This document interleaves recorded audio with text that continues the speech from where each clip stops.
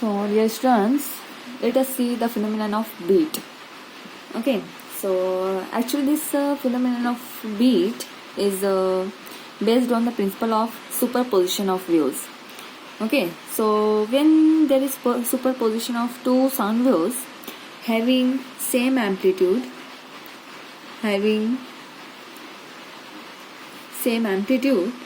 but slightly different frequencies, frequency wise क्या रहेगा यहाँ पे थोड़ा सा चेंज होगा, slightly different frequencies.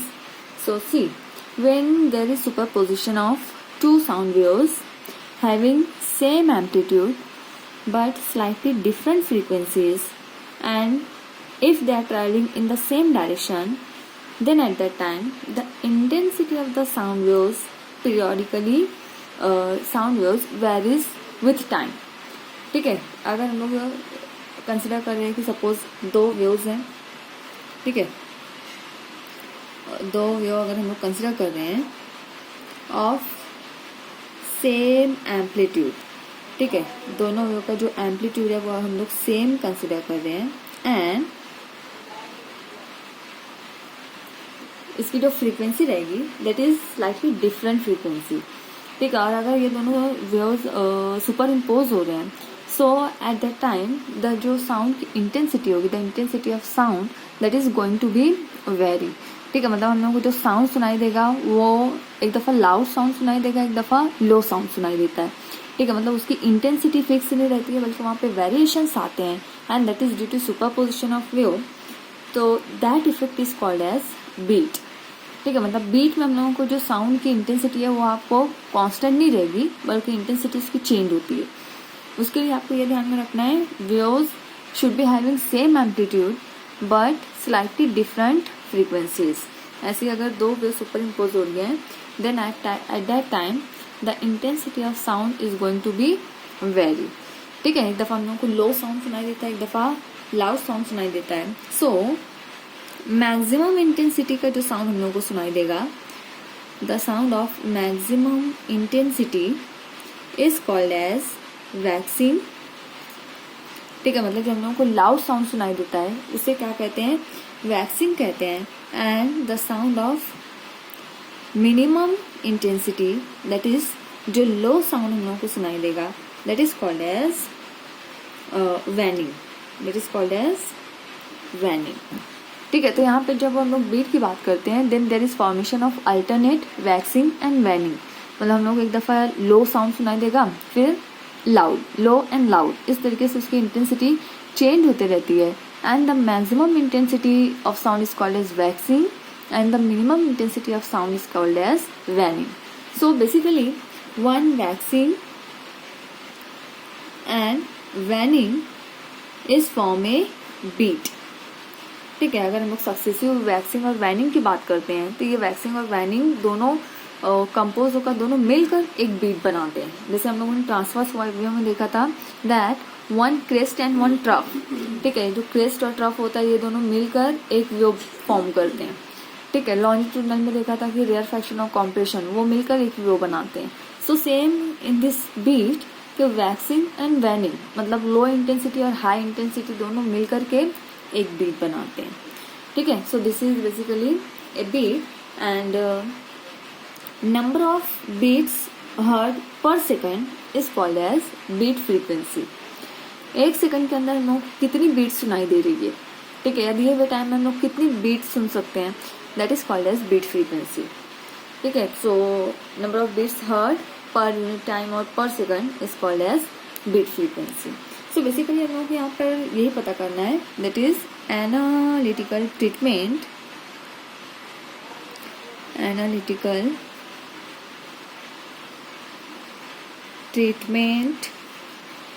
और method to determine the beat frequency. ठीक है, हम लोगों को बेसिकली मालूम क्या करना है, बीट फ्रीक्वेंसी फाइंड आउट करना है. ठीक है, तो इसको हम लोग किस तरीके से कंसिडर करेंगे, सबसे पहले तो वो देखते हैं. So let us consider two waves having same amplitude A but slightly different frequencies. Consider N1 and N2. ठीक है, तो दो वेव्स मैं ऐसा कंसिडर कर रही हूँ with amplitude, same amplitude A, and with frequency N1 and N2. So let us see their displacement and in instant t, time instant t. So its displacement y1 for first wave will be a sine, it is twice pi, I can write it as twice pi n1 t minus x by lambda, and for second wave y2 is equal to a sine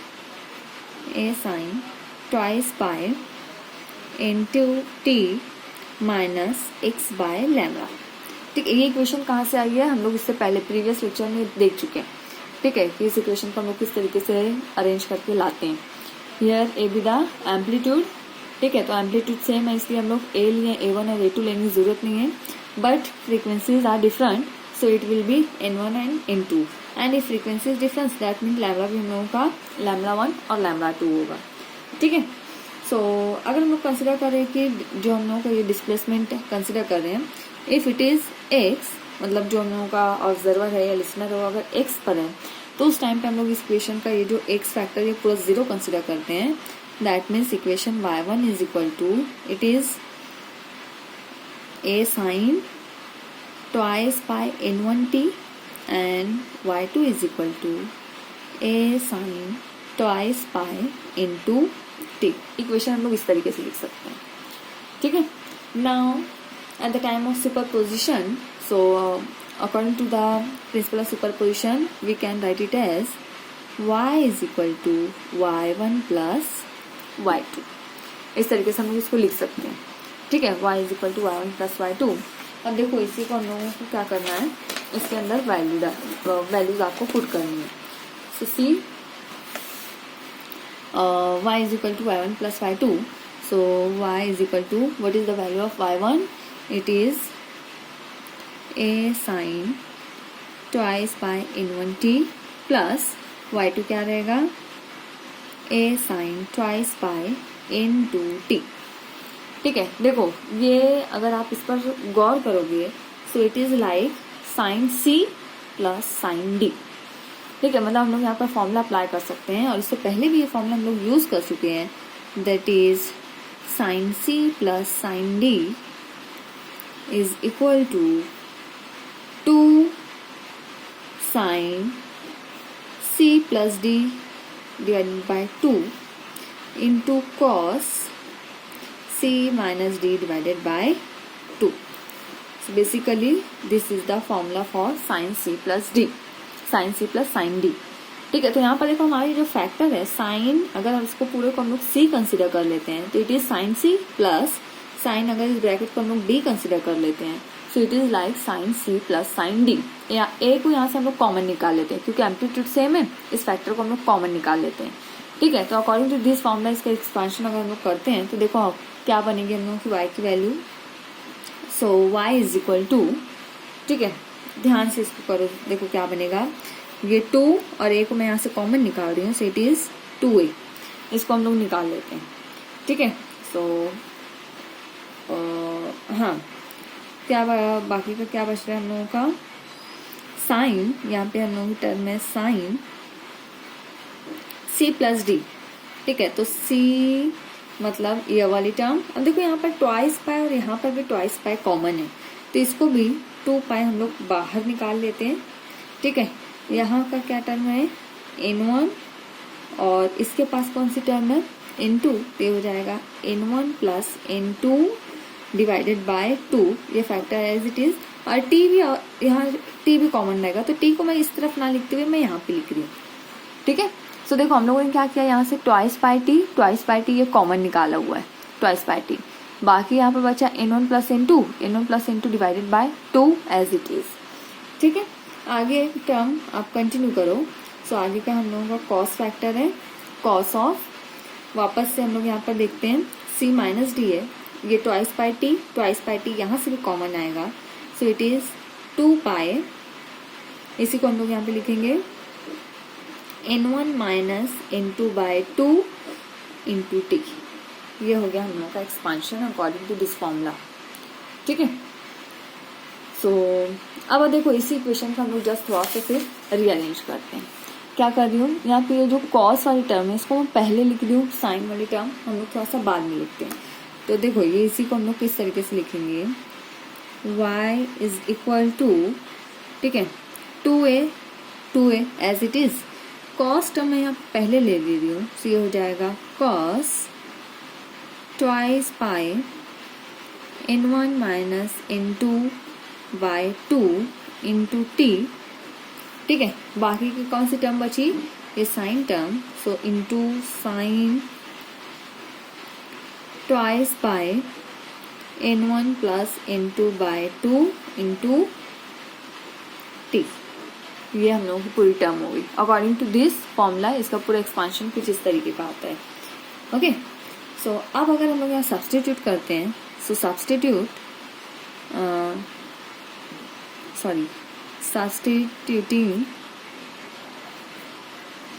क्या substitute करना है, ये जो हमारी पूरी term है 2a cos of this bracket, इसकी जगह मैं पुट करती हूँ a, that means twice a cos of twice pi n1 minus n2 by 2 into T.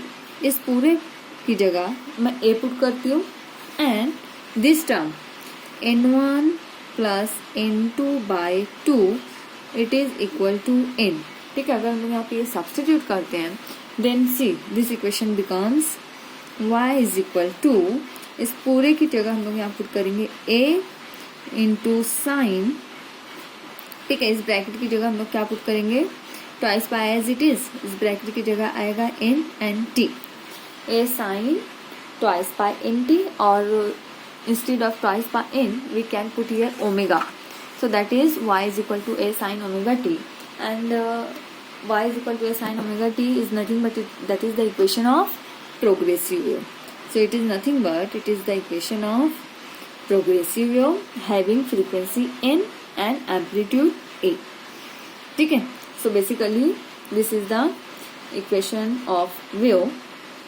Now अगर हम लोग को यहाँ पे इंटेंसिटीज फाइंड आउट करनी है, ठीक है, तो intensity of the sound is proportional to square of amplitude, ठीक है। मतलब एम्पलीट्यूड इसका कम मैक्सिमम होगा, अगर हम लोग को मैक्सिमम इंटेंसिटी फाइंड आउट करनी है तो मैक्सिमम एम्पलीट्यूड हम लोग को पता करना है, ठीक है। तो मैक्सिमम एम्पलीट्यूड कब रहेगा उसका, when A is equal to amplitude की इसकी value when it is plus minus twice A, ठीक है। ये भी हम लोग इससे पहले देख चुके हैं, स्टेशनरी वेव्स में भी ये चीज़ हम लोगों ने स्टडी की हुई है। सो दैट मीन्स ए की ये जो वैल्यू है, ये जो हम लोगों ने यहाँ कंसिडर किया है दिस, या ये इसकी वैल्यू यहाँ पे पुट करो, सो it is twice A cos of twice pi n1 minus n2 upon 2 into T, this is equal two plus minus 2a, ठीक है। यहाँ से देखो ट्वाइस से कैंसिल कर दो, so it is cos of twice pi n1 minus n2 divided by 2 into T, this is equal to, cancel होने के बाद we will have plus minus 1, ठीक है।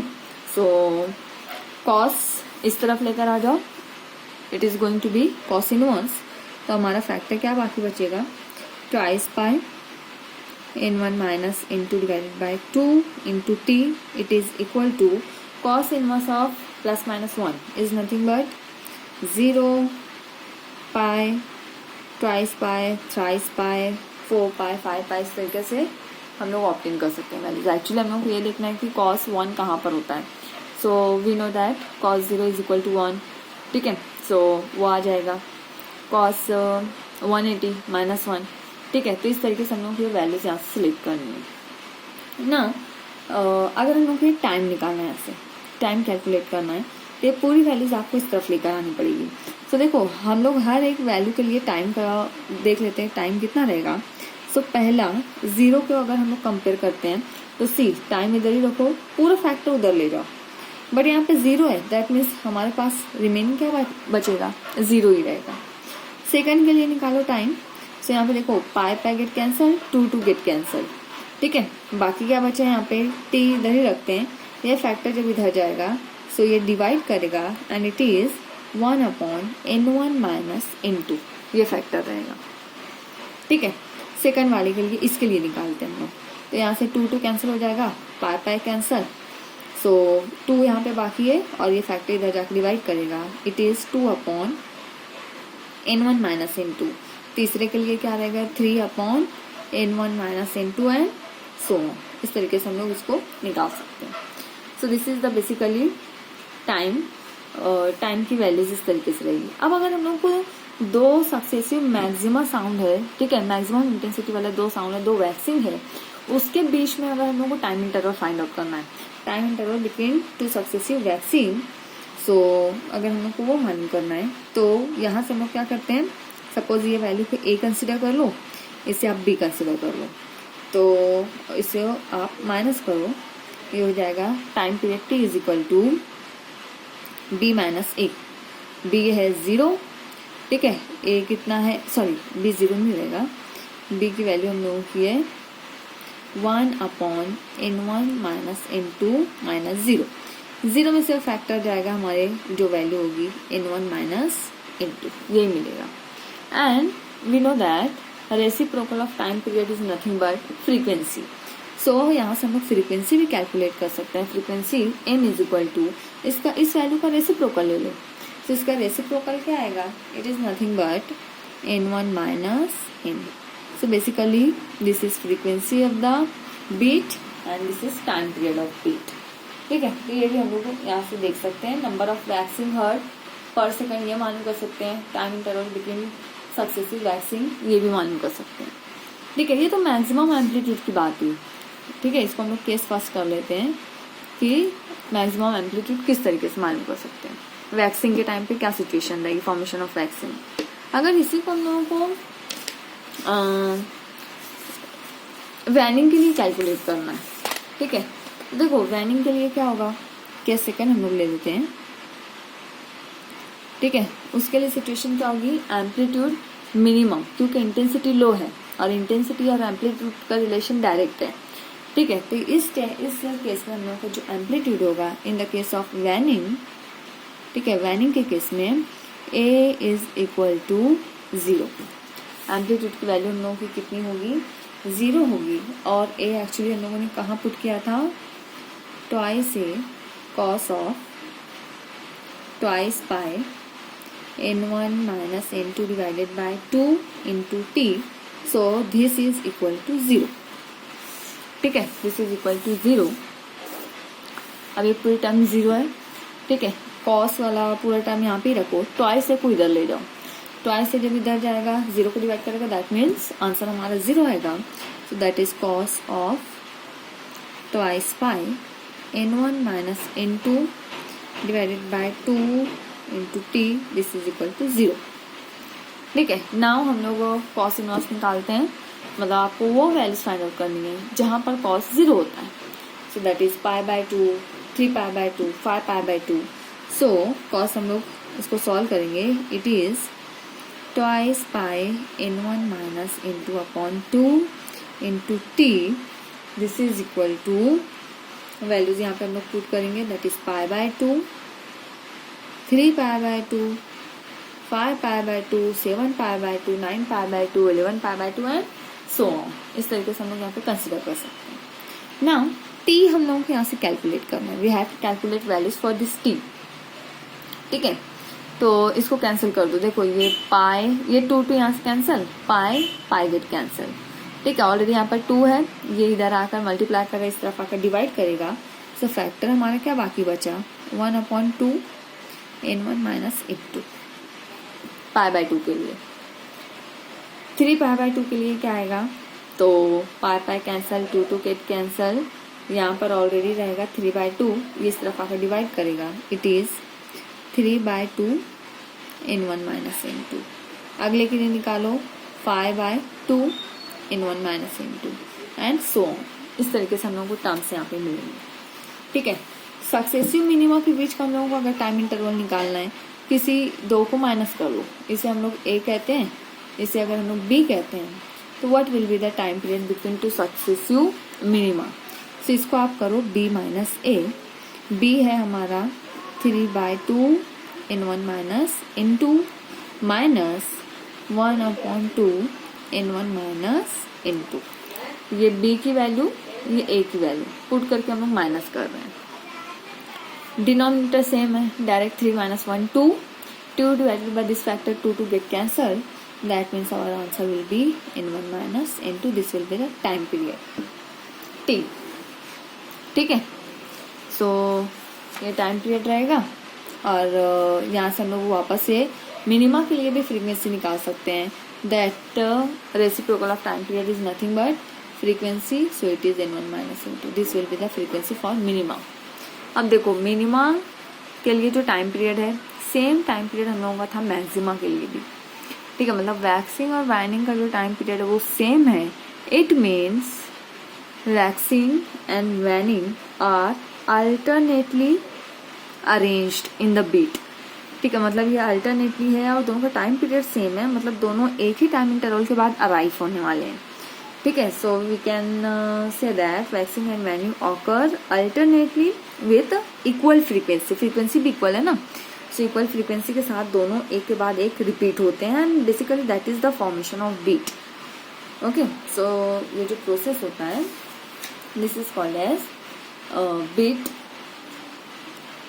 Okay, phenomenon of beat. Now application of beat, इसका application भी बस simple application है इसका, और चूंकि साउंड से रिलेटेड है सो इसका जो बेस्ट एप्लीकेशन है that is in music industry. ठीक है, सो सबसे पहला यूज जो रहेगा इसका, यूज कह लो और एप्लीकेशन कह लो। So it is used in matching the frequency for different musical instrument. ठीक है, जो म्यूजिकल आर्टिस्ट होते हैं जो डिफरेंट इंस्ट्रूमेंट को प्ले करते हैं वो लोग इस बीट फिनोमेनन को यूज करते हैं इंस्ट्रूमेंट की फ्रीक्वेंसीज को मैच करने के लिए। मतलब बेसिकली वो क्या करते हैं, बीट को मिनिमाइज करते हैं। ठीक है, क्योंकि बीट एक्चुअली क्या है, दो साउंड के बीच की फ्रीक्वेंसी है, फ्रीक्वेंसी डिफरेंस है। एम्पलीट्यूड तो सेम रहता है ये बीट के लिए, बट फ्रीक्वेंसीज में डिफरेंस होता है, उस टाइम पे हम लोग को बीट सुनाई देती है। सो जब भी जो प्लेइंग आर्टिस्ट होते हैं वो इंस्ट्रूमेंट जब ऑपरेट करते हैं, ठीक है, जब वो उनका पूरा सेटिंग चलते रहता है तो उस टाइम पे वो क्या करते हैं, उसको जब ऑपरेट करके देखते हैं, अगर वहाँ पे बीट वो लोग को सुनाई दे रहा है दैट मीन्स कि जो इंस्ट्रूमेंट है उनकी फ्रीक्वेंसीज मैच नहीं कर रहे हैं, फ्रीक्वेंसी सेम नहीं है। क्योंकि अगर सेम फ्रीक्वेंसी होगी तो वहाँ पे बीट फॉर्मेशन नहीं होगा। सो जस्ट उन लोगों को क्या करना होता है, इस बीट को जीरो करना है, मिनिमाइज करना है। दैट मीन्स इस फ्रीक्वेंसी डिफरेंस को उन लोगों को खत्म करना होता है। ठीक है, तो बेसिकली वो ट्यूनिंग करते हैं उसकी, और उस तरीके से डिफरेंट जो इंस्ट्रूमेंट है उनकी फ्रीक्वेंसी मैच करने के लिए बीट एप्लीकेशन यूज होता है इन म्यूजिकल इंडस्ट्री। ठीक है, आप लोगों ने देखो अक्सर देखा होगा जो गिटार वगैरह होता है उसके ऊपर जो इस तरीके से जो वायर्स लगे होते हैं, उसके ऊपर यहाँ पर देखा होगा आपने कुछ स्क्रू जैसा कुछ तो होता है। तो जो भी आर्टिस्ट होता है वो प्ले करने से पहले इस स्क्रू को टाइट करता है, बेसिकली इसका टेंशन मेंटेन करता है। ठीक है, तो इस तरीके से वो बेसिकली क्या करते हैं, फ्रीक्वेंसीज को मैच करने के लिए ट्राई करते हैं। ठीक है, सो ये one of the application of beat. Second application of beat is it is used to determine the speed of aeroplane. So basically it is used in Doppler radar. ठीक है, इसको यूज कहाँ किया जाता है, डॉपलर रडार में इसको use किया जाता है। ठीक है, रेडियो डिटेक्शन एंड रेंजिंग, इसके अंदर इसका यूज किया जाता है। डॉपलर इफेक्ट ये आप लोगों के लिए नया नहीं है, 11th में आप लोग पढ़ कर आए हो। तो बेसिकली जो रिलेटिव वेलोसिटी और फ्रीक्वेंसी का जो रेशियो होता है उसको हम लोग आपने फॉर्मूला पढ़ा है ना, apparent change in frequency, it is velocity of the air plus minus velocity of the observer divided by v minus plus velocity of the source into n। ठीक है, इसका मतलब है जब सोर्स, साउंड सोर्स और जो ऑब्जर्वर है उसके बीच में अगर रिलेटिव मोशन होता है तो बेसिकली हम लोगों की फ्रीक्वेंसी अपरेंट चेंज हम लोगों को दिखाई देता है। सो वही डिटरमाइन करने के लिए फॉर्मूला हम लोग पढ़ चुके हैं, पूरा डिटेल में हम लोगों को डिस्कशन हो चुका है 11th में। ठीक है, तो सेम यही जो डॉपलर इफेक्ट है इसका यूज़ करते हुए and with the help of this beat हम लोग किसी एरोप्लेन वगैरह की जो स्पीड है, ठीक है, वो फाइंड आउट कर सकते हैं. सो उसके लिए भी ये चीज़ यूज़ की जाती है. Then it is also used in sonography. अच्छा, वो देखने से पहले हाँ इसको ये उसमें भी देख लेते हैं. ट्रैफिक पुलिस इसका यूज़ करते हैं. It is also used by traffic police, ठीक है, फॉर डिटेक्शन ऑफ स्पीड. ठीक है, देखो ट्रैफिक पुलिस जो होते हैं वो स्पीड डिटेक्शन के लिए इस बीट एप्लीकेशन का यूज़ करते हैं. मतलब जो भी व्हीकल से जा रही है तो पर्टिकुलर रोड पर ये एक सेंसिटिव डिवाइस लगा होता है जो उस स्पीड को डिटेक्ट करता है. ठीक है, तो यहाँ पर भी हम लोग ये जो बीट इफेक्ट है ये यूज़ करते हैं. बेसिकली फ्रीक्वेंसीज का पूरा वहाँ पे मैटर होता है. ठीक है, तो एक ये भी एप्लीकेशन रहेगा. Then also it is used in sonar. Sonar technique में भी इसको यूज़ किया जाता है. सोनार आपने इसको भी पढ़ा हुआ है. सोनार क्या है? Sonar that is sound navigation and ranging. इसमें भी इसको यूज़ करते हैं. सेम प्रिंसिपल पर ये भी वर्क करता है. बेसिकली इसका यूज़ किया जाता है जो सबमरीन ऑब्जेक्ट्स होते हैं और कुछ अगर अंडर वाटर कोई बॉडी है, ठीक है, तो कितने डिस्टेंस पे है या कोई ऑब्स्टेकल है वो कहाँ पर है वो फाइंड आउट करने के लिए भी हम लोग सोनार का यूज़ कर सकते हैं. तो इसके लिए भी यूज़ होता है. Then ultrasonography. ठीक है, अल्ट्रासोनोग्राफी इसके लिए भी बीट एप्लीकेशन इसको यूज़ किया जाता है. बेसिकली हम लोगों को अगर बॉडी में ब्लड फ्लो फाइंड आउट करना है, ठीक है, बॉडी मतलब ब्लड कैपिलरीज में ब्लड फ्लो, कभी कभी ऐसा होता है ना कि फैट्स क्लॉटिंग वगैरह या किसी और दूसरी चीज़ की क्लॉटिंग की वजह से ब्लड फ्लो प्रॉपर नहीं होने पाता है. तो उस टाइम पे भी यहाँ पर हम लोग अल्ट्रासोनोग्राफी करके उसके ज़रिए बेसिकली बीट इफेक्ट के ज़रिए फाइंड आउट कर सकते हैं कि either the blood capillaries are properly working और नॉट. ठीक है, मतलब वहाँ पे ब्लॉकेज है या फिर कोई दूसरा पार्टिकल है जो वहाँ क्लॉट हो चुका है, उसमें भी हम लोग इसको यूज़ कर सकते हैं. Then another it is used in the diagnosis for vascular problems in arteries and veins. ठीक है, मतलब वही कोई अगर आर्टरी वेन में कोई प्रॉब्लम हो गई है तो उसको भी फाइंड आउट करने के लिए हम लोग ये चीज़ यूज़ करते हैं. तो वहाँ पे साउंड को बेसिकली पर्टिकुलर डिवाइस होता है, उसके ज़रिए साउंड जो है तो वो प्रोड्यूस करके भेजा जाता है. ठीक है, और वो साउंड बेसिकली ऑब्स्टेकल से जब रिफ्लेक्ट होकर आता है तो उससे हम लोगों को पता चलता है कि वहाँ पे कोई प्रॉब्लम है या नहीं. तो उसके लिए यूज़ किया जाता है. और जो डेवलपिंग फीटस है, फीटस की मूवमेंट है, उसका मोशन है, उसकी ग्रोथ है, इन सारी चीज़ों को फाइंड आउट करने के लिए भी हम लोग यहाँ पे ये अल्ट्रासोनोग्राफी में वो चीज़ भी पता चल जाती है. तो इसके लिए भी यूज़ किया जाता है. देन अगर अन्य फ्रीक्वेंसी हम लोगों को फाइंड आउट करनी है, ठीक है, सपोज अगर हम लोगों के पास ट्यूनिंग फॉर्क है और इस ट्यूनिंग फॉर्क की हम लोगों को फ्रीक्वेंसी फाइंड आउट करनी है, तो ये फ्रीक्वेंसी फाइंड आउट करने के लिए भी हम लोग बीट एप्लीकेशन यूज़ कर सकते हैं. सो बेसिकली साउंड से रिलेटेड जितने भी स्पेसेस हैं, ठीक है, जैसे म्यूजिकल इंडस्ट्री है या फिर कोई इस तरीके का सोनार वगैरह है, रडार है, ऑब्जेक्ट की वेलोसिटी फाइंड आउट करना है, ठीक है, स्पीड आपको पता करना है, तो उसके अंदर हम लोग यूज़ कर सकते हैं this beat. So basically this is the application of beat phenomena. Okay.